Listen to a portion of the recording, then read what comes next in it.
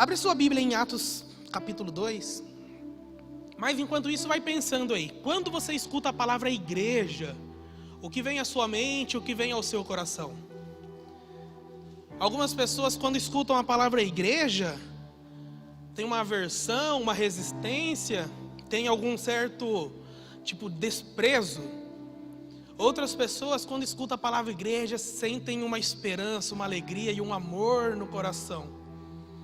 Efésios 3:10 fala que é por intermédio da igreja que tudo isso que nós conhecemos como mundo, como cosmos, vai conhecer a multiforme sabedoria, o amor de Deus, por intermédio da igreja. E algumas pessoas então têm esses tipos de sentimentos. E para deixar bem claro aquilo que nós vamos conversar hoje, eu já ensinei, mas é só pontuando. A igreja do Senhor não é você e não sou eu. Você não é igreja de lugar nenhum, de ninguém, nem de Deus. Nós somos a igreja de Deus. A igreja de Deus é um coletivo, é a união das pessoas formam a igreja de Deus. Então eu, você, um coletivo, formamos a igreja, o corpo de Cristo na terra. E o que vem à sua mente quando escuta essa palavra, é importante que você faça essa reflexão. Nós vamos começar uma série de mensagens com essa temática igreja. Hoje nós vamos falar da igreja que se fundou no livro de Atos. O livro de Atos, se você não sabe, ele é uma continuação do Evangelho de Lucas. O que houve? O Evangelho de Lucas, o Evangelho de Mateus, Marcos e João falam das obras e dos feitos. É a enciclopédia, é a biografia da vida de Jesus. Lucas e Atos eram um único livro. Foi dividido por homens de Deus para que nós pudéssemos entender aquilo que está acontecendo. Atos, Lucas, as ações de Jesus. Atos, as ações dos discípulos, dos apóstolos. Atos tem 28 capítulos e nós, como igreja do Senhor, estamos continuando a escrita disso. Atos 29, 30. A nossa vida continua escrevendo a igreja do Senhor e seus feitos. Quando nós vamos abordar igreja, em alguns dias nós vamos pensar, de onde surgiu igreja, esse termo? De onde veio a igreja? Cristo, Jesus inventou esse nome, já era algo que existia, eu adianto, era algo que existia. E era um termo usado pelos gregos e pelos romanos, quando eles iam invadir e tomar posse de outros lugares. Mas nós vamos ver isso mais para frente. Nós vamos entrar em um tema muito escutado hoje em dia. Quem já ouviu assim, eu fui ferido pela igreja, a igreja me machucou. Nós vamos falar sobre isso. E eu já adianto, a igreja não. A igreja não te machucou. A igreja não feriu o seu amigo. A igreja não. Nós vamos entender o porquê, então fique conosco. Nós vamos entender o que é a igreja a partir de Efésios 4:11, que fala dos 5 ministérios, que são o ministério apostólico, profético, de pastor, mestre, evangelista, e como essa composição, ela forma a igreja do Senhor, e não esse lugar aqui, esse ambiente, embora isso aqui nós denominamos de igreja, e está correto, mas a composição desses 5 ministérios fora daqui. Quem é o apóstolo fora da igreja, quem é os evangelistas no mercado de trabalho, quem são os nossos mestres, os nossos profetas, fora da igreja, como eles se movem, quais as profissões que essas pessoas geralmente seguem. E nós vamos ver em Atos aqui algumas características da igreja de Deus. Nós vamos ver hoje o que essas pessoas viviam e como elas receberam da graça de Deus, da glória de Deus. Porque se nós guardarmos essas características, nós vamos ser verdadeiros. Porque tem muita gente que às vezes tem medo de se expor como um cristão, com medo de alguém alienar ela ou comparar ela ou alguém que às vezes não defende que é cristã, mas não tem na sua vida a vida de Cristo. E é importante que nós entendamos isso. Quais são as características dessa igreja? Atos 2, vamos ler do 1 ao 4 primeiramente. Ao cumprir-se o dia de Pentecostes. Pentecostes era uma festa, algumas semanas, que dava início à colheita, que era uma festa que celebrava as colheitas. E ela acontecia exatamente 50 dias após a Páscoa, o domingo pascual. Ou seja, Jesus morreu, ressuscitou. 50 dias após sua morte e ressurreição, teve o dia de Pentecostes. Estavam todos reunidos no mesmo lugar.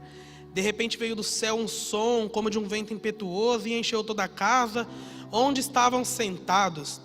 E apareceram distribuídas entre eles línguas como de fogo, as quais pousaram sobre cada um deles. Todos ficaram cheios do Espírito Santo e começaram a falar outras línguas, segundo o Espírito lhes concedia que falasse, ou lhe capacitava que falasse.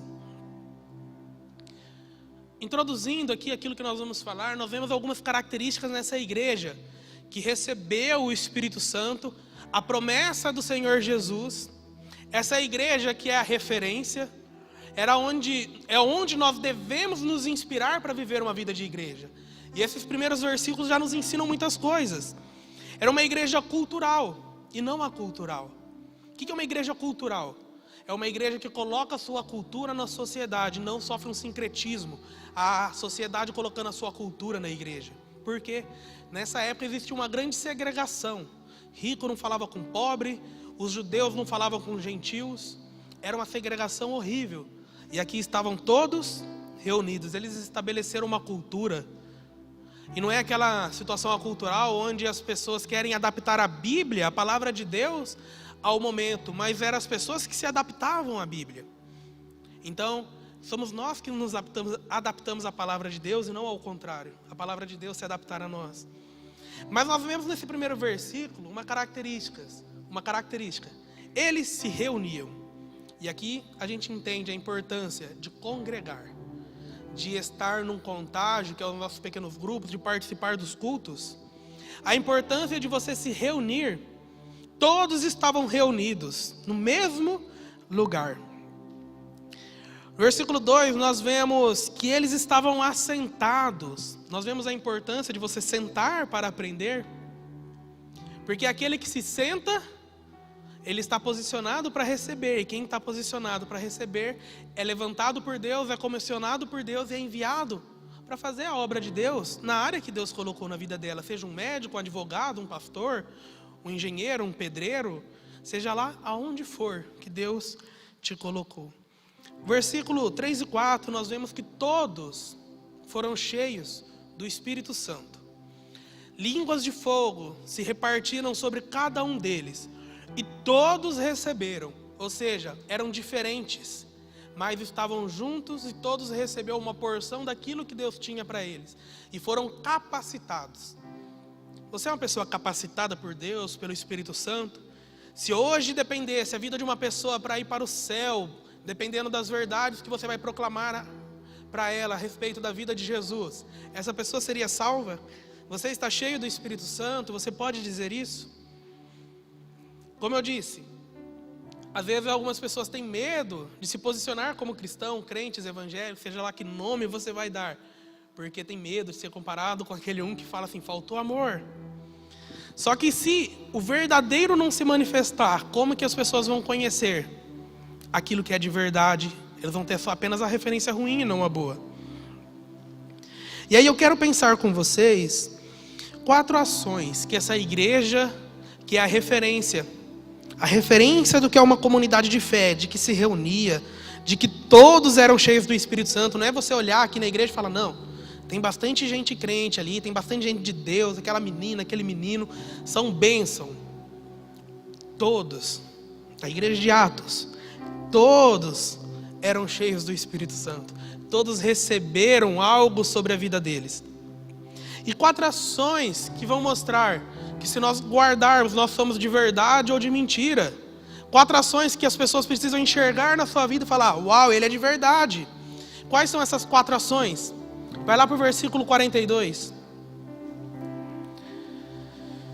E diz assim, e perseveraram na doutrina dos apóstolos, e na comunhão, no partir do pão e nas orações. Simples, profundo e objetivo, né? Muito simples, muito profundo. Primeira verdade que nós encontramos aqui, que nós precisamos guardar na nossa vida. Precisamos ser fiéis à palavra. Doutrina dos apóstolos, que está escrito nesse versículo aí, doutrina vem da palavra grega, didate, que significa ensino. Eles receberam o ensino de Cristo e o preservaram. E hoje nós vemos uma geração que quer quebrar o tabu a todo momento, né? Elabora um texto lá cheio de sofisma, e aí todo mundo compartilha, porque eu vou mostrar que eu sou um crente diferente, vou negociar o que a palavra de Deus fala para as pessoas acharem que eu sou um crente diferente daqueles outros. Eu vou colocar aqui, ó, a pessoa fala assim: cara, você tem uma energia muito boa. Não, não é uma energia, e você tem que ser, às vezes, é Deus na minha vida. Eu não tenho uma energia do universo conspirando comigo. É Deus. É Deus na minha vida, e tem que ter amor para falar isso, saber falar, não ser arrogante. Mas não é uma energia. Não é negociando as verdades da palavra de Deus que você vai se tornar um cristão semelhante a Jesus. Então, se nós formos fiéis à palavra e guardarmos ela no nosso coração, o Salmo 119 nos ensina como pode manter o jovem puro a sua conduta ou a sua vida. E ele responde, fala, guardando a palavra no coração. Quando fala no coração, não é na mente, porque na mente você pode estar guardando um intelectualismo. Quando guarda no coração, está falando de como você vai viver. Então, guardando a palavra no coração é a forma de Deus fazer como que nós sejamos verdadeiros. Porque nas nossas reuniões, às vezes eu converso com muita gente. Nós moramos numa cidade de 100 mil habitantes, nós temos um grande público aqui. Hoje está meio desfalcado, você pode ver que a maioria que está aqui é solteiro, que tem um povo aí curtindo o Dia dos Namorados. E saíram cedo, porque o comércio fecha cedo. E eles foram celebrar esse dia. Essa graça vai chegar sobre a sua vida também, amém? Agora vocês falam amém, né? Mas por que nós não negociamos a palavra de Deus nos nossos cultos? As pessoas perguntam, Ricardo, como que vocês têm um público tão grande? O que vocês fazem no culto? Eu falo, olha, é muito simples. A gente abre com louvor, lê um versículo, continua cantando louvores ali, ou às vezes começa com louvor, lá no final vai ter um versículo e depois louvor e palavra. Só isso, só. Não faz nenhum torta na cara, não faz nenhum engole ovo lá antes, assim, tipo de quebrar o ovo, uma dinâmica assim, e dá pra pessoa engolir esse negócio aí como um desafio. Não, a gente não faz. Poderia fazer? Poderia. É errado? Não. Só que a gente não negocia a palavra de Deus. Isso não é errado. A gente faz isso muitas vezes nos nossos retiros. Nas reuniões de adolescentes, quando eram separados, nós fizemos muitas dinâmicas. Mas nós nunca negociamos a palavra de Deus. Ministério infantil da nossa igreja, as crianças não ficam lá brincando, sendo entretidas. Eles ficam recebendo a palavra de Deus de uma forma que a Tia Gra e a sua equipe adequam para que eles possam receber. Então nós precisamos ser fiéis à palavra de Deus para nos tornarmos verdadeiros, para sermos igreja autêntica. Segunda coisa segunda ação que essa igreja, que é uma referência, tinha, que eles se esforçavam pela comunhão. E já nós vamos ver um vídeo ali. Mas quando nós pensamos em comunhão, talvez você pense num momento de festa, e não é isso. A comunhão não é um momento de festa, esse momento de festa é outra coisa. O que é a comunhão? A palavra comunhão vem do grego koinonia, que significa participação, comunicação, companheirismo, compartilhar, vida em comum. Já, às vezes, um jovem entra na faculdade e fica com medo. Pouco a pouco ele vai se distanciando da igreja. Já percebeu? Ninguém chega na faculdade, primeiro dia, desviei, acabou minha vida aqui. Não, ele vai pouco a pouco se afastando e se distanciando. Comunhão, participação. Você é jovem, está entrando na faculdade, vocês que vieram de fora, vocês que são daqui, estão na Unipar, estão na UEM, estão no IFPR, qualquer faculdade, você que nos escuta, que é de outra universidade. Como não desviar? Tendo comunhão, participando. Não perca a sua participação no corpo de Cristo. Não perca a sua participação com as pessoas da igreja. Sempre me perguntam, pode ter amigo do mundo? Ricardo, o cristão pode ter amigo do mundo? E eu falo que sim. Pode ter amigo do mundo, porque eles precisam ver Cristo na sua vida. Só que o lugar que você vai ter o seu coração ouvido, as pessoas que devem tocar o seu coração, devem ser as pessoas que conhecem a Jesus Cristo. Como que eu sei que eu posso ter amigos do 1? Lê o Salmo número 1, que ele vai te direcionar o que você pode e o que você não pode fazer com os seus amigos do mundo. Pode ter amigo? Pode, deve. Mas o Salmo 1 vai te orientar. A comunhão, ela fala de comunicação. Como que você se comunica? O seu coração é comunicável? Ou quando o teu líder, a tua líder fala algo para você, você arrepia. Não quero ser exposto, não quero ouvir isso. Eu sei mais de Bíblia do que você. Como que é, né? O seu coração, ele aceita ser comunicado, ou seja, uma pessoa tocar nele, e outra, você se esforça para se comunicar. De vez em quando algumas pessoas falam, eu não tenho amigos. Mas qual foi a última vez que você chamou a pessoa da igreja para tomar um tererê com você? Quem caminha comigo sabe o quanto que eu pego no pé para que eles acolham quem nos visita. Só que também é importante você que nos visita, escute isso. Você que fala assim, eu não tenho amigos. Qual foi a última vez que você fez uma janta e chamou o pessoal? Que você chamou para ir jogar videogame? Qual foi a última vez que você mandou uma mensagem? Você fica lá, parado, esperando a vida acontecer. Vamos lá, se movimente, se comunique, convide. Fala de companheirismo. Comunhão fala de companheirismo, ou seja, é muito legal ser companheiro. Vamos tomar um tererê ali, jogar ping-pong, comer um churrasco. Nossa, que companheirismo legal. Mas no dia que a pessoa está mal, é compartilhar, é você conseguir entregar parte da sua vida nesse relacionamento. É você servir. Comunhão na igreja é você fazer parte da vida da igreja. Eu acredito que se você é servido na igreja, você tem que servir de alguma forma. Eu não acredito, eu não sei qual que é o meu ministério. Pega qualquer coisa para fazer, arruma a cadeira e vai descobrindo. Eu lembro quando eu comecei a ajudar o pastor Anderson, sabe o que eu fazia? Eu chegava mais cedo e arrumava a cadeira do salão infantil lá em cima, porque eu não sabia o que fazer. Eu olhava para o pessoal, todo mundo tinha um monte de dom. E eu olhava para o Ricardo e falava, meu Deus, vou arrumar a cadeira. E Deus foi me direcionando. Então quem é servido tem que servir. Fala de compartilhar. Você compartilha a sua vida? Você compartilha o que você tem? Você compartilha os seus dons? Isso é comunhão. Você compartilhar com outros o que Deus coloca sobre você. E o que mais nós aprendemos com esse versículo aqui? Mas antes da gente ir para o terceiro ponto, vamos ver um vídeo de um menino que essa semana me inspirou muito do que é comunhão.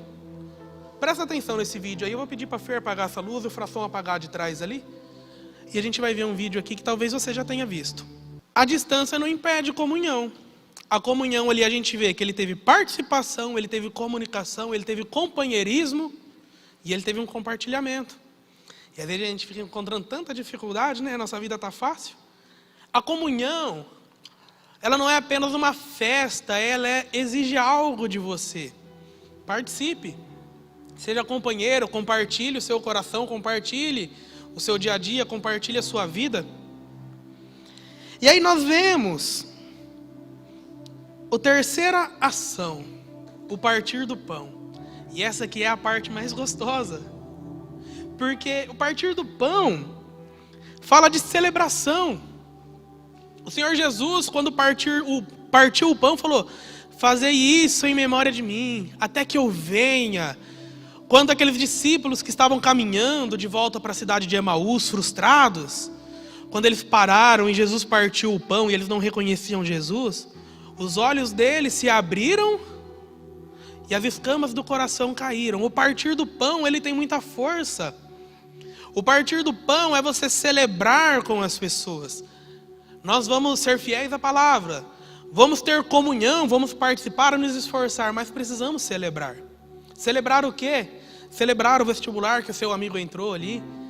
É na Unipar. Celebre com ele, seja a voz do Satanás falando, é na Unipar. Não. É o inimigo querendo usar você, não fala isso não.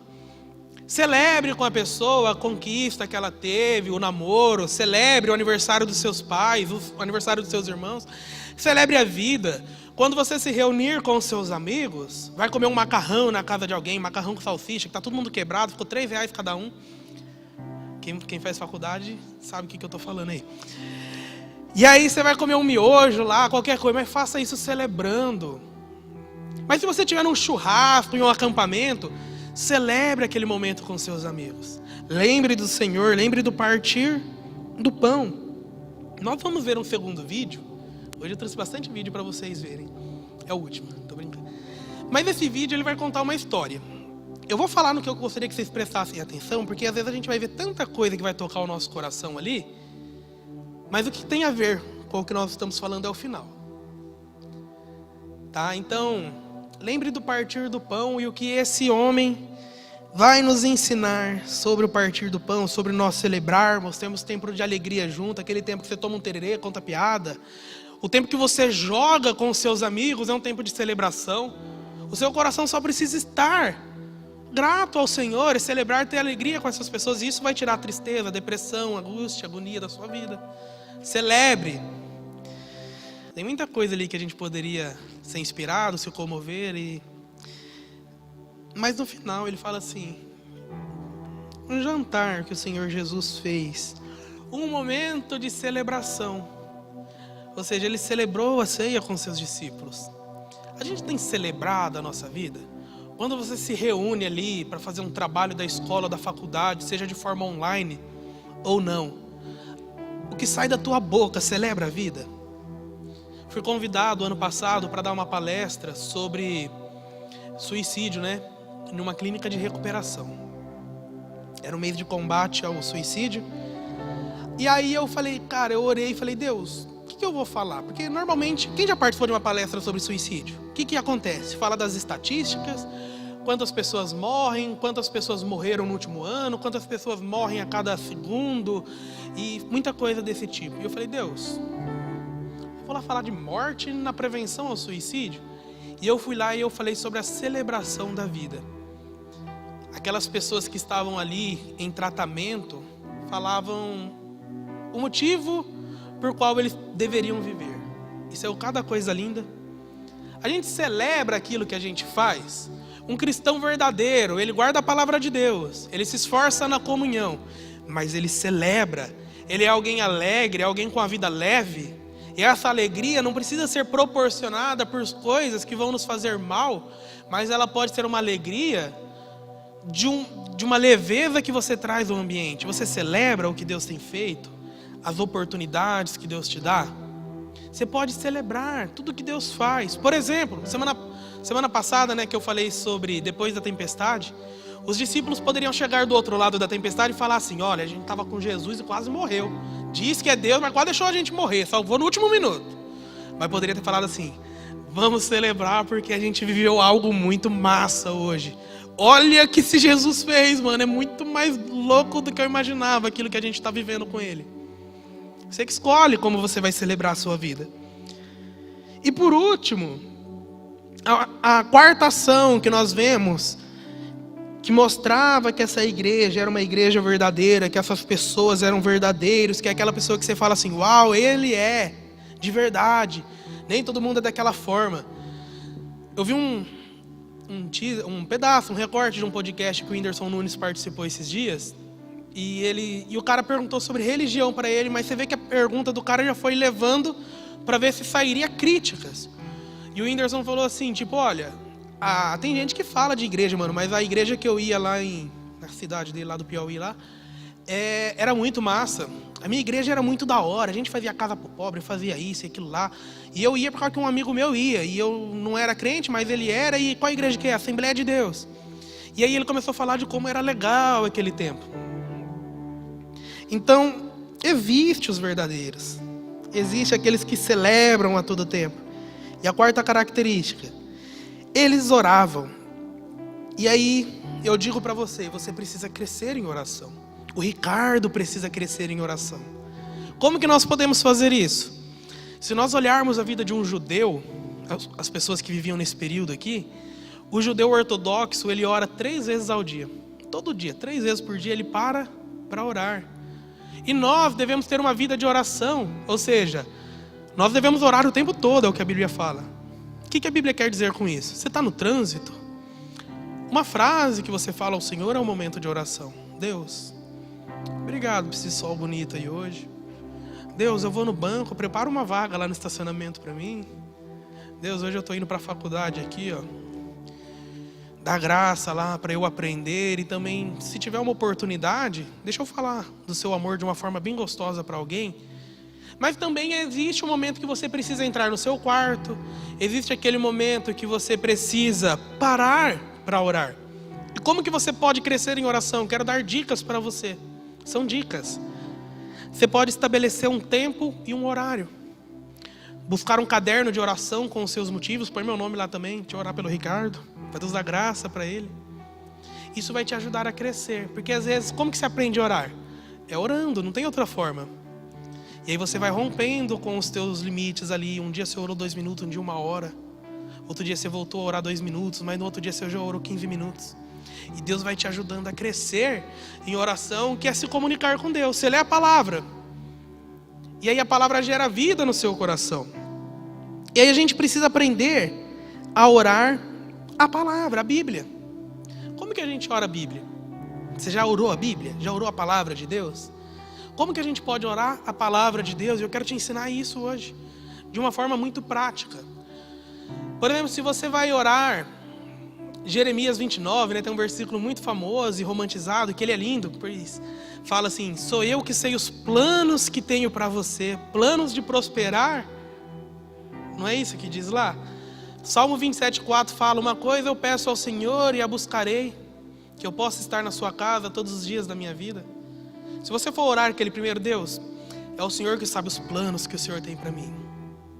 Deus, às vezes eu estou com a minha visão limitada.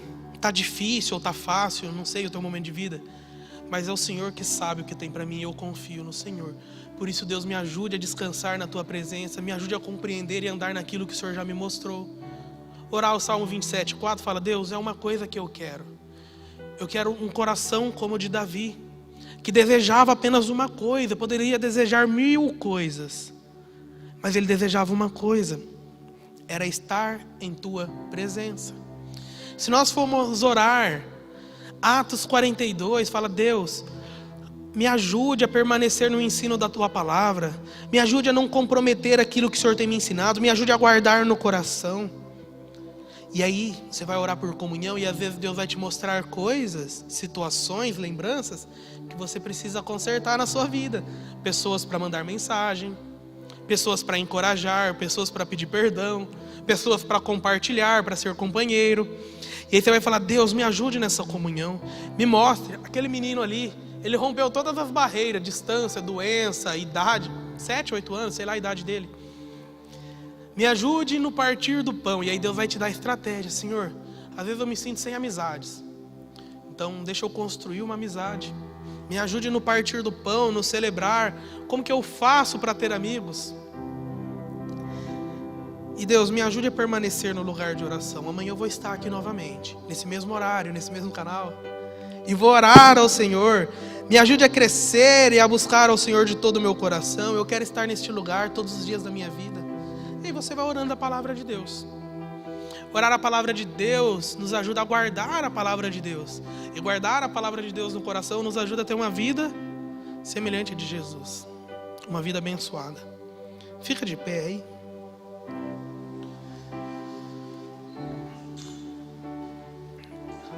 Guarda no teu coração, você e eu, nós somos a igreja de Deus. Precisamos ser verdadeiros e nos manifestarmos como igreja de Deus. Então guarda isso no seu coração. Seja fiel à palavra do Senhor. Se esforce na e pela comunhão. Celebre, tenha tempo de mesa. Tenha um tempo de partir o pão com aqueles que você ama e com aqueles que você tem que aprender a amar. E permaneça no lugar de oração.